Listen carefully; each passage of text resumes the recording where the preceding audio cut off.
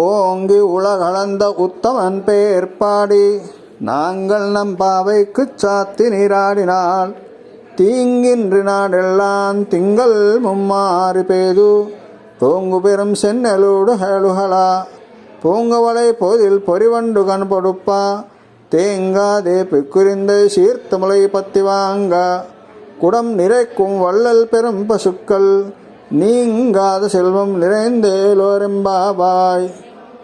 ఓంగి ఉలహలంద ఉత్తమన్ పేర్పాడి ఒక్కసారిగా వటువుగా వచ్చి త్రివిక్రమావతారంగా మారి తన 3 పాదాలతో ముల్లోకాలను కొలిచినటువంటి ఉత్తమన్ పేర్పాడి ఉత్తమ పురుషుడైనటువంటి ఆ పరమ పురుషుడైనటువంటి శ్రీమన్నారాయణ యొక్క నామాన్ని పాడుదాము. ఆ త్రివిక్రమ అవతార వైభవాన్ని ఒక్కసారి మనం స్మరించుకుందామని చెప్పి ఉత్తముడైన ఆ స్వామిని కీర్తిస్తున్నారు ఈ పాసురంలో. ఉత్తమన్ పేర్పాడి, ఆ ఉత్తముల పేరు తలిస్తే మనం ఉత్తములుగా మారుతాము, అధములను తలుచుకుంటే అధములుగా మారుతాము. యద్భావం తద్భవతి. ఎవరితో సాంగత్యం చేస్తే అలాగే మారిపోతాం. కాబట్టి ఎప్పుడూ మనం ఉత్తములనే ఆదర్శంగా తీసుకోవాలి, ఉత్తములనే స్మరించాలి, ఉత్తములైనటువంటి మార్గంలోనే వాళ్ళ మార్గంలోనే మనం అనుసరించాలి వాళ్ళ మార్గాన్ని అని ఈ పాసురం ద్వారా తెలుస్తుంది. ఆ రేపల్లి ఎలా ఉందట అంటే నెలకు 3 వానలతో చక్కగా వైభవంగా విలసిల్లుతుందట. అక్కడ ఉన్నటువంటి పంట చేలల్లో నీరు సమృద్ధిగా ఉండడం వల్ల చేపలు ఎగిరి పడుతున్నాయట. అలాంటి సంపద, ఇంకా గో సంపద చాలా గొప్పగా ఉందట.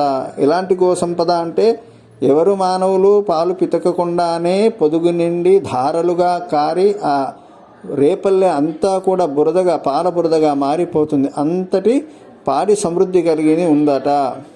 ఈ పాసురాన్ని మనం స్మరించడం వల్ల, ఈ పాసురంలో చెప్పినటువంటి ఆ ఉత్తమ పురుషుడైనటువంటి త్రివిక్రముణ్ణి మనం స్మరించడం వల్ల, ఆయన నామాన్ని అనుసంధానం చేయడం వల్ల మనకు కూడా పెరుం పశుక్కలం చాలా గొప్ప గో సంపద లభిస్తుంది. అంటే ఈ భూలోకంలో కావలసిన సంపదలన్నీ మనకు లభిస్తాయి. పూర్వకాలంలో గోవును గొప్ప సంపదగా భావించేవాళ్ళు. కాబట్టి ఒక గోవు ఉంటే చాలు, మిగతా అన్ని సంపదలు వాటంతట అవే వస్తాయట. అలాంటి గో సంపద, భూ సంపద, సర్వసంపదలు లభిస్తాయని మనకు అమ్మవారి ఈ పాసురంలో తెలియజేసింది. ఈ ధనుర్మాస వ్రతాన్ని మనం ఆచరిద్దాం, తరిద్దాం. అమ్మ చూపిన మార్గంలో నడిచి ఆ పరమాత్మని యొక్క సన్నిధికి పరమపదానికి చేరుకుందాం. ఓం అస్మద్ గురుభ్యో నమః. శ్రీమతే రామానుజాయ నమః. శ్రీకృష్ణ పరబ్రహ్మణే నమః. జై శ్రీమన్నారాయణ. జై శ్రీకృష్ణ. జై జై శ్రీకృష్ణ.